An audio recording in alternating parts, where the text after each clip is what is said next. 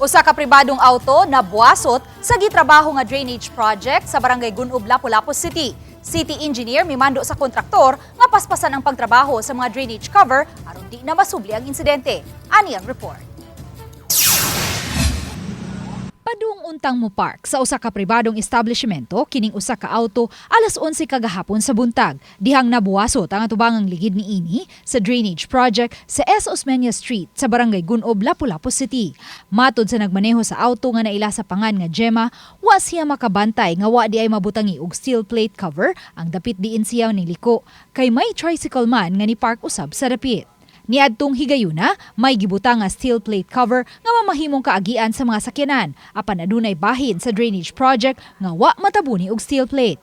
Wa mi kay bawo kay taga city man mi dapat na unta ni signage dira, basic signage lang. Kay para ma-awaresan mi ba na naibuho pa dili ang incident nga hindi na ma-happen sunod.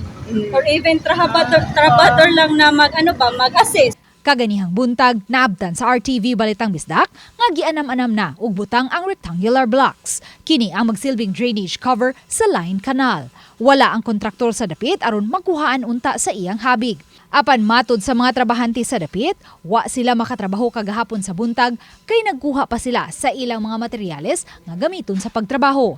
Matod ni Engineer Perla Amar, City Engineer, nga sukad pa niadtong Pebrero, temporaryong gipahunong ni Lapu-Lapu City Mayor Junard Ahongchan ang mga excavation projects apan gipadayon ang pagtrabaho sa mga drainage projects nga butanganan na lang og manhole cover. Sa hitabo kagahapon, gimanduan sa city engineer ang kontraktor nga paspasan ang pagbutang og tabon sa mga line canal sa dapit aron di na masubli pa ang hitabo.